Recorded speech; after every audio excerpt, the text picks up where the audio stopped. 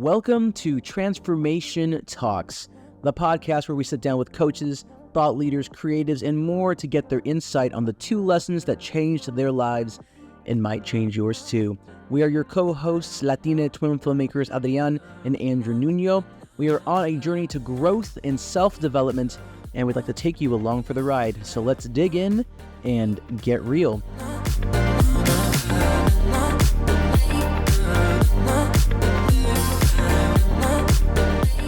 So we are very, very happy to have Dr. Adam Brooks here with us. So for those of you who don't know Dr. Adam Brooks, he is a speaker, coach, encouraging elder millennial, and communications expert who helps you make your ideas effective through the power of speech. Dr. Brooks is an associate professor at the University of Alabama, where he directs the public speaking program. He is also the author of the book Engineered to Speak, helping you craft and deliver technical information. He has worked with individuals and companies to help people cut the noise and lead with meaning. Outside of work, Adam Brooks uses his social media platform, Oh Hey Adam, on TikTok to encourage others through positivity and share life lessons he learns in his 30s. Adam, welcome to the show. I'm glad to be here. Glad to see both of you. Yeah, so happy to have you. I know we were talking before we started recording here.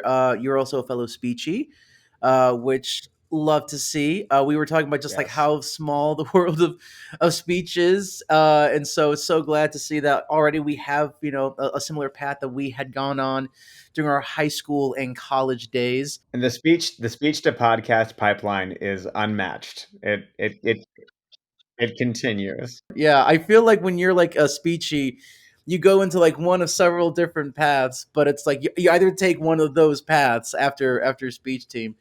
Very, very true. Very, very true. And we are here living that podcast area of the pipeline. So yeah, can't wait to let's start diving in here. We're just gonna jump right into it. We asked you to share 2 ideas that you feel that you've learned that changed your life. The first idea that you had was you are in charge of your own happiness. Can you dive a little bit into that lesson and how you learned it and why you determined it is one of those 2 lessons that's changed your life? Yeah, I think for me, I think part of it too, because I teach college now and I see the same cycle repeating in my students, where I think you get into a mindset when you go through high school, then you go into college, where there's kind of a pathway that's laid out for you. And you're like, oh, I do this, then I go to the next grade. I do this, I go to the next grade. And then people ask me, what do I want to major in? And then what am I going to do after college? And so you get to that first couple of years out of school, and all of a sudden you realize, like, oh, no one's asking me how I'm doing anymore. No one's trying to figure out like if I'm enjoying what I'm doing. Like once you sort of quote unquote graduate, it's kind of like you're done and you're finished and you're in your final form. You get this illusion of it. And you can realize pretty quickly that it's actually up to you to figure out, what do I enjoy doing? How do I like my life? Do I like the person that I've become? Do I like the people that I'm around? And so that lesson really crystallized for me in a couple of different ways. How I learned it was I was working in corporate America after college, and I was the first guy in my family to graduate from college. And I felt like, okay, I'm responsible for living a life that nobody else in my family is going to be able to live. So let me go out, let me get the big boy job, let me do the things that everybody's asking me to do, that to prove that I've quote unquote made it. And then I got there and I hated my life. And I was like, oh, I don't like this at all. So I just do this forever. And everyone seemed to be in the same kind of mindset about it. And granted, this was in 2008 and 2009. So the economy was crashing, everybody was losing their jobs, and I was sitting in meetings with people who had worked for the same company who were laid off after 30 years there. Their fathers worked there, their grandmothers worked there. And I was like, okay. Then the other big crystallizing moment happened where my roommate from college, he passed away in an accident. And it was one of those moments at like 24 where you're like, oh, I can die tomorrow. Got it. Like I can die tomorrow. Is this what I want to do with my life? am I happy? And I think there's a moment of transformation that happens for so many people when they shift from, am I a passive person in my life or am I an active person in my life? Am I going after the things that I want? Am I seeking out the growth? Am I doing things that I've never done before? Am I trying to stretch myself in all these different ways? And that moment kind of jump started it for me. And I got a call from the director of the speech program at Alabama, and was like, "Hey, would you want to come down here for grad school?" I was like, "Alabama? What? What? I've never been there in my life." I had never watched a game of college football. I was like, I don't know what that is, but I did something I'd never done and gone to a place that I'd never been. And that put me on a pathway that changed a huge trajectory of my life. I wouldn't be where I am now. And it's just one of those things of like to constantly try and to check in with like, where are you? Where am I in my life? Like, am I on the route towards doing things that are going to make me fulfilled? Because happiness is not necessarily a destination. Mhm. It's it's a process that you engage with, but at the same time, you have to like ask yourself, like, am I good? Am I okay? Because nobody else is going to, and you can't expect people to do that. Yeah, yeah. Oh, whew, there's so much I resonate with in what you just said. And it's so true. Like I feel like after you graduate, it's no longer like, oh, hey, how you doing? Like, are you happy? It's like I feel like the question that we get asked more nowadays is, oh, what do you do? You know, what do you Mm. do? Not so much, are you happy with where life is? And it really does lead us all to like be like, okay, well, what do we do? You know, for 22 something years, we're just like, okay, well, the next stage is the next grade, the next, school, the next point in our education. And then you graduate and it's like, well, shit. It's like, well, what do I do? And there isn't enough. Honestly, even at 18, I would argue there isn't enough a discussion about like, this is the rest of your life. Like, what do you want to do with the rest of your life? And I know for a fact, at least for myself at 18, I couldn't have adequately answered that question. Like, I Well, was still figuring out who nor was going to ask should the you, prom, you know? Right. yeah. Oh, I thank God every day that I am not the person that I was at 18, because if I had given that person all the decision-making factors of my life, that I would not be in a great place. Let me just tell you, because 18-year-old Adam was very interested in several things that are not productive for his overall health and well-being. Yeah. Like, I mean, to myself at 18, I was just like, I didn't even know my sexuality at the time. Do you think I Mm, knew what I wanted to do with mm, my life at 18 years old? My mhm. God, like, no. And yet, like our education systems, and I say this as a member of higher ed, like, we ask students all the time, like, what do you want to major in, as if you're picking your career. And it's not your career, you're just developing your knowledge base. Yeah. Um, but I think it's also a sense of there's a lack, like, in your educational experiences, you have people that are kind of looking out for you. They're like, "Hey, you seem kind of lost. Hey, you're kind of checked out. Let's get you back on track." And when you move into early adulthood, ain't nobody doing that for you. Ain't nobody gonna be like, you seem No. like you don't know, seem a little lost. Seem we could find Yeah. some direction. Yeah. And that's something I think that you have to go into it knowing that there's not that sense of oversight, and so then you have to build that oversight for yourself, and to develop that on your own, because that's what we need. Yeah, absolutely. And as a matter of fact, this year I had at least two or three friends at some point this year, like telling me like I'm having an identity crisis. Like I don't know if this is what I want to do for the rest of my life. And I'm like, oh great, it's your turn now to experience this. Because I remember like back, gosh, I think I was 24, 25. I was starting to work in the corporate world of like public relations and communications, and on on paper, I had the next 20, 30 years of my life figured out. I was going to do this, and I was going to do this, and I was going to get partner, and I was going to be a senior partner, and I was going to be a managing partner, and like that was the path. And it was just like, but like, is this really what I want, or is this just where like life threw me? Like, is this is the Mm. direction that life threw me into? And it was like a whole hodgepodge of random events that happened in 2020 that threw me into the video world full time. And even then, it was kind of taking a leap. It was like realizing, like you said earlier, Adam, like you have to go for the life that you want and seek out that transformation. Because if you don't go out and seek it yourself, no one, like you said, no one's gonna. There were no advisors for life, you know. Yeah. Like this life doesn't just hand you an advisor like they do for your major, in college.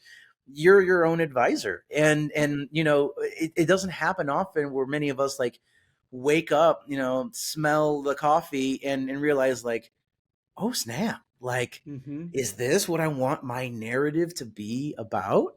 Yeah. Like at the end of the day, no one's going to come save you. Yeah. You have to do it for yourself. And I want to quickly talk about what you said, Adam, about how tomorrow is promised to nobody. Hmm. Because I recently experienced the loss of a coworker, and I was just talking to her last week. She was fine. We were talking and chatting, and um, then I find out a few days ago that she passed, and like that really hit me, and like, wow, tomorrow really is not guaranteed. Even the people who you think that for sure they're going to be here for so many more years to come, it really can go in the blink of an eye. And so when you said that, I'm like, whew, that really resonated with me when you said that, And Adam. isn't it powerful how sometimes tragedy can be a catalyst? You Yeah, know, that yeah, I think for those that are left behind in some way, even if it's not your best friend or the person that means the most to you in the world, but somebody that you interact with every single day that has some meaning to you, I think that can be a transformative experience to say, okay, like, what is it I want to do with my life? And am I doing those things? Like, yeah, and it doesn't have to be like, oh, I'm going to be the biggest, best, baddest, everything else, right? It's not right, like, but it is, am I authentically living my life, or am I sort of like letting it happen to me? And I think it's also just kind of paying attention to the people around me. Like, I don't know what your family situation was like growing up, but I yeah, remember like a lot of my family members went to work. They did the same thing every day. They there was a routine there, and they were very comfortable in that. And yeah. that kind of stagnation just freaked me out. I was like, I can't do that. I've got to live. I can't. There's got to be something more. I've got to do something more. Oh yeah, Um, oh yeah, I also think it's about building like a community around you that you're willing to go deep with, because like I'm in my late 30s now, and I, I'm very fun. Despite the seriousness of my voice, I am a good time, and I can be very fun and playful with you. But if we're going to be friends, like actual friends, I need to be able to go deep with you. And if I can't go deep with you, if we can't talk about where are we feeling those existential crises, do we feel like we're a little lost? Do we need some guidance, some North Star? Then what's the point of walking through life together? Because if I'm just saying hey to you at a party and watching football together, what is the point of our friendship if we can't go deep like that? And I think we forget that we yes, have to actively cultivate relationships like that to give us what we need. Yeah. Yeah. mm, And honestly, I feel like, to your point, there's some of us that are afraid, really, really afraid to go deep because that means challenging our lives, challenging our preconceptions, challenging like, hey, maybe this isn't it, and we're a lot of us are so much happier to just stay in our lane and just, well, this is good enough, and I see that happen so many times with like even some of my friends were like, oh well, this is good enough, this job is good enough, this place is good enough, my relationship's good enough. And it's like, when in our lives, when did it happen when our aspirations got muddled and we just settled for good enough? There's a temperance too that I want to bring into this conversation, because I also see the flip side where I think some of the students I have that are like in their early 20s, they're consuming so much like what I call entrepreneurial dogma that tells them that they have to like go out and do the thing right now and blow up immediately and Mm. be the biggest, the baddest, the best from the get-go. And sometimes it's like, okay, seeking more and like not relying on just being enough doesn't also mean like throwing away progress just because you're not getting there immediately. Like it's Mm. a journey of 1,000 steps. Like you can't, you have to like you have to be in the state of seeking, but also understand that it doesn't happen overnight. Yeah, yeah, and I'm so happy that you said that, Adam, because actually, an earlier guest that we had on this show talked about how we're very uncomfortable with the idea of failure. The idea of failing scares so many of us because it's like, oh well, what happens if I fail? It's like, well, yeah, so what? You Mm, you get back up and you try again. Like I wish that especially in American culture that we embraced failure more openly and that we talked mhm, about failure more openly. There's a lot of filmmakers that Adrian and I have followed for years and years and years, and they always say like, oh, overnight success, which I hate that term with a fiery passion. Like, overnight success, unless you're some child star who in your first role just like blew up, like it doesn't exist, never has, never will. But we see the success and we hold them up on this pedestal, but then no one wants to talk about the 100 times they got rejected, the stack of rejection letters that sat on their desk before having that one success that everyone talks about. I wish that we were more open about talking about, like, yeah, I got to this, but damn, like I really had to like get good at failing first. mm. Mm. And this is something I'll be totally a hypocrite about. I'm not good with failure. I really am not. Yeah. Like I am also afraid of it. Yeah. And I wonder if part of it too is because at least in America, our professional identities are so enmeshed in our sense of value about who we are that Yeah. like it's really hard to go out there and take risks and to do those kinds of things. Like even like TikTok, for instance, like I Hmm. knew like friends of mine were to say for years, they were like, you should do like a YouTube channel. You should do this. It's like, oh my God, no. Cause like I used to make fun of people who did stuff like that. Like I don't Yeah. want my close friends to give me shit every time that I'm talking. Like no, it's dumb. So then when TikTok came around, it was during COVID. And I was like, wait, nobody I know is on this. Fantastic. No one will ever see anything I'm doing, and I can just be completely free and I can do what I want. It won't matter because nobody will ever see it because these are just for like young people. And that blew up in my face. But what it taught me was to be more comfortable with just like showing all the different and distinct versions of yourself, because I think that's also where you can find that sense of joy that maybe even if you're feeling a little lost like professionally or not sure what's doing, like just look for like expressions of joy in your life and see where that takes you, because if you're rooted Mm. in that space of like, am I actively seeking joy, you're going to find different pathways for how that comes to you. Oh yeah, yeah, and like, I mean, despite like how you felt about like oh, I don't know how I feel about my content being on TikTok. I mean, that's how I first found you, is through TikTok. Your things I wish I knew in my 20s from someone in their 30s. Like Yeah. during the time of COVID, those videos were actually very comforting to me, at a time where there was so much uncertainty in the world. Like that stuff, despite how you felt it might have been received, like it really comforted people like myself. So you Oh, never well, it was know. one of those things that like I started doing stuff, and what I did to speak to the point of failure was I said, okay, I'm gonna make one video a day for 30 days. I'm just gonna like doesn't matter how it performs, doesn't matter what it's gonna do. I'm just gonna keep doing that and then see what happens. And Yeah, when you are in that space of constant production, ideas come to you, right? And yeah. then somebody had a thing of like, hey, I wish people would tell us what to expect in your 20s because we're lost. And I was like, I'm lost. Let me communicate backwards. And then those videos kind of blew up. And 3 years later, I'm it's weird that I'm able to like help people learn something that I wish I would have learned sooner, and kind of that projection of giving back to something, because I don't have it all figured out. And I have really close friends that are 10, 15 years older than me, and they don't have it figured all out. But I've benefited greatly from having friends in my life being like, I wish I knew this sooner. And this is kind of me projecting further back, going, I wish I knew this sooner. Mm. And I think that's kind of how but also like all those lessons aren't things that I've figured out at one point in time. I'm actively learning them, and then I'm like, "Oh, I wish I knew that sooner. I wish I knew that sooner. I wish I knew that sooner." And think Yeah. about how different that life could be.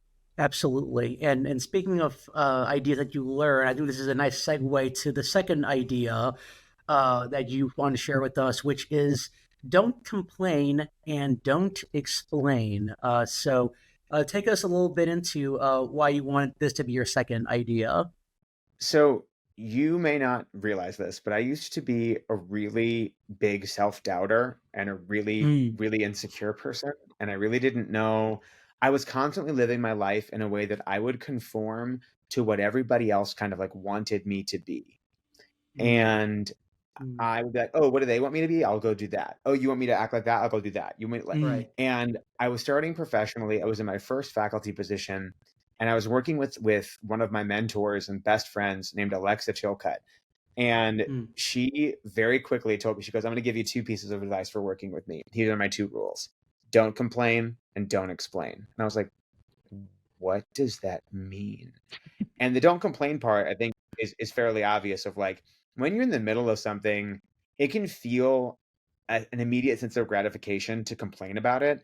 But what that does is it robs you of your energy. Like you have to do it regardless of whether or not you're enjoying it. So the constant complaining about it gets really annoying. So to constantly complain about the thing you're actively choosing to do, there's a duality there. And I experience this a lot in my world where people will actively seek out a career and then complain about the thing that sustains that career. And I'm going, how how are you squaring that channel?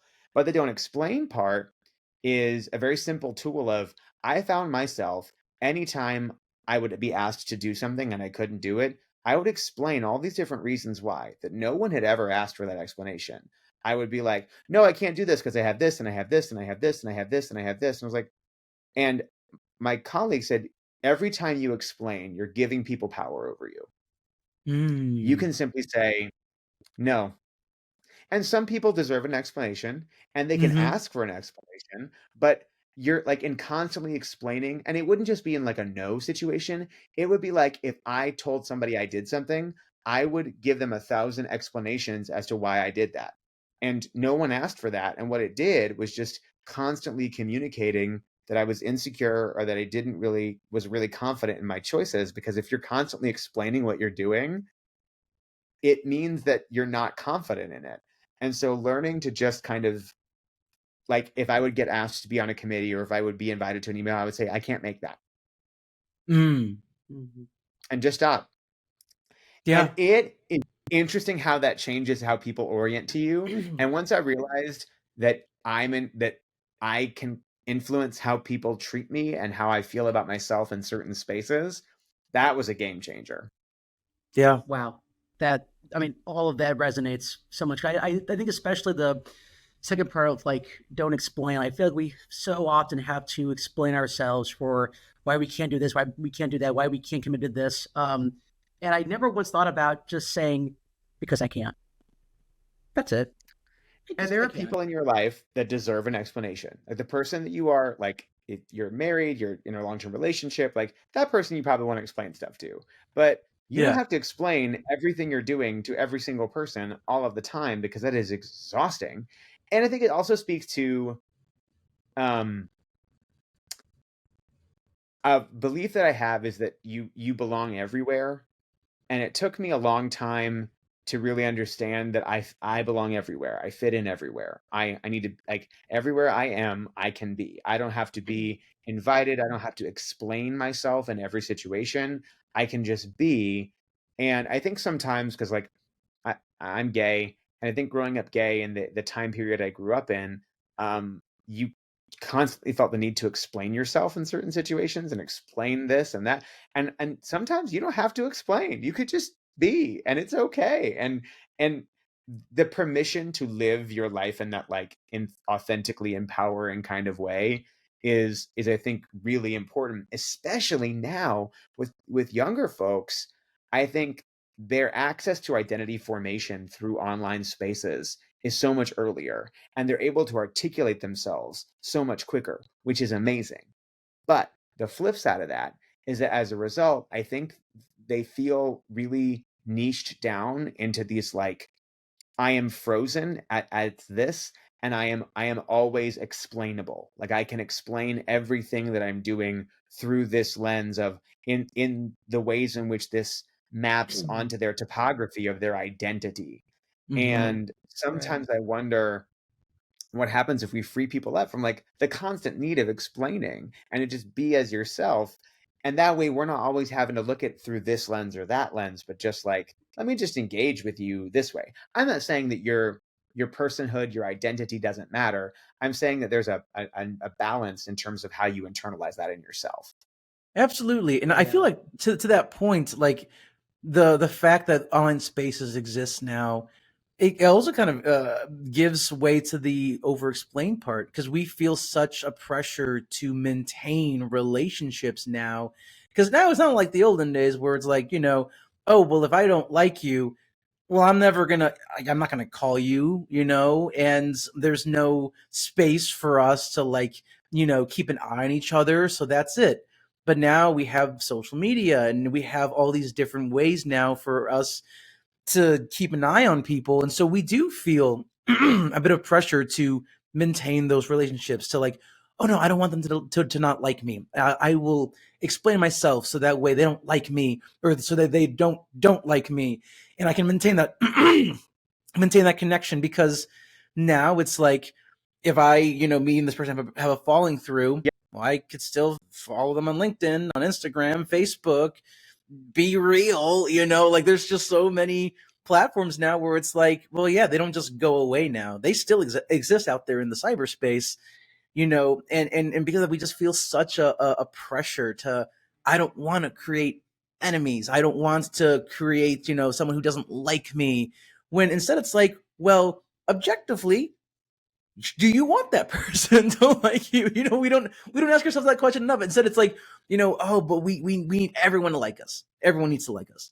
I know me, I was just like, I was so desperate to be loved that, like, at the minute they showed me the least bit of attention, I was like, I love them so much, I like them. And I was like, wait a minute. And then, like, you get in it and you're like, we don't have anything in common. They like me, and I like me. Yep. That's not enough. I don't know that we can build on this.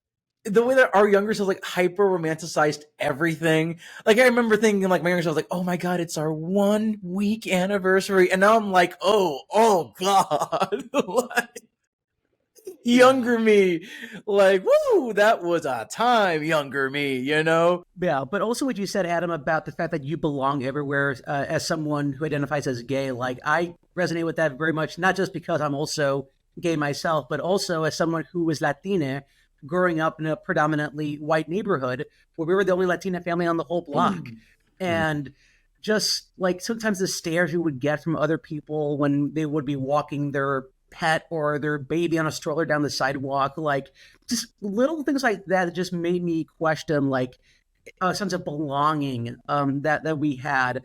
And it really wasn't until coming to Chicago, one, seeing just all the other identities around us, but also two, also going to a lot of the LGBTQ districts here in Chicago and seeing two women holding hands or two men holding hands and being like, you can do that? Tell Seriously. me about it. I live in Alabama. I think you should, in the tenor of this conversation, just kind of, but at the same time, I always explain to others that there's a duality of interpersonally how I experience it, and then there's structurally how I experience it. Structurally, it's a mess. It is a demon of chaos born out of disorder. And interpersonally, though, I've never. It's been very lovely. Now, granted, there's lots of privileges there. I'm in a large college town. I have access to whiteness and class privileges and all that stuff. And but at the same time, it's like there is a duality of sort of how you experience it and the openness that comes from it. And I think when I was younger, I was so convinced of my lack of power to impact my life. I was so convinced that I was going to be a thing that was acted upon and never one doing the acting. I was so convinced that everything I needed would always come with permission and that I would have to prove myself in every facet in order to, like, get anywhere of any kind of stability. And for me, what happened was the minute I realized that I was capable of changing parts of myself, of growing in some capacity, of learning things that I was never taught, of encountering things that I never did, that's when everything shifted. And all of a sudden I felt like, no, I actually I can live confidently in my life. And I see this so much when I talk to my students, because they're so insecure and they're so disempowered and they're so feeling like that they're finalized, like however they are, the weaknesses that they have are permanent. They're forever there. If you're not good at math, you'll never be good at math, like all that kind of stuff. And I'm like, no, like we're changeable. We grow. My God, I'm a different person now than I was 5 years ago. I'm thankful for that. And Yeah. and what happens when you open that space up? I mean, look at you guys with the, you're having this podcast with these lessons that you're learning. And I imagine you hear similar refrains from so many different people. Oh, yeah, absolutely. Like the one big thing that I take away that you just said is that change is possible, but that you have to be willing yourself to be open up to it because no one else can be the catalyst for it but you. Like you can be fed all the self help, all the self improvement knowledge in the world, but you have to be the one to take it and run with it, not just take it and leave it at that, you know? So yeah, no, absolutely. Absolutely. Consuming knowledge is not the same as application. Like Mm-hmm. you can read all the books, but if you don't apply them, then it's not you've. I can watch 1,000 videos of people working out, but that actually isn't the same as me getting up and working out. Like that's they're serving different purposes. Yeah. Yeah, Well, no. and even on that journey, I always tell people like you don't have to tell everybody what you're doing. Going back to the explaining part, like when I was first trying to, I was about 70 pounds heavier than I am right now at one point in my life. And when I was trying to figure out how to, you know, get myself into fitness and figure out diet, all these things that I had never learned, I didn't tell a soul what my goal was. I didn't tell a soul what I was doing.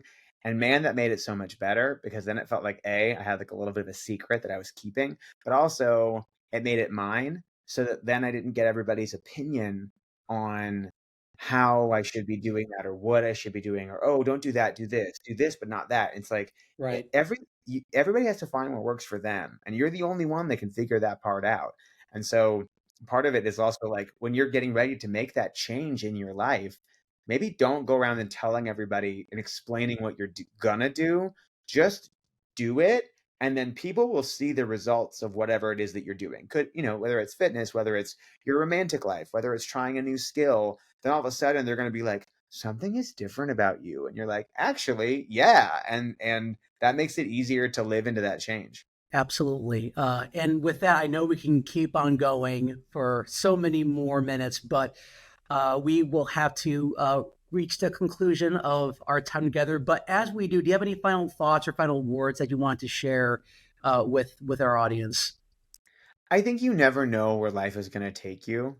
And to just be open and be present in the wave that you're on. And I think that can take you so much farther. And you never have it all figured out. None of us on this podcast right now have all the answers. We definitely didn't then. We definitely don't now. But I think we're all just kind of journeying together and trying to grow a little bit at a time. Absolutely. Absolutely. And Adam, if folks want to keep up with you, where can they find you in the social media sphere? Yeah, you can find me on TikTok at Oh Hey Adam. I do currently have an impersonator that's trying to show people out for money. So it's not the Oh Hey Adam with two E's. It's just Oh Hey Adam. And then you can find me in the same way on Instagram. So thank you so much.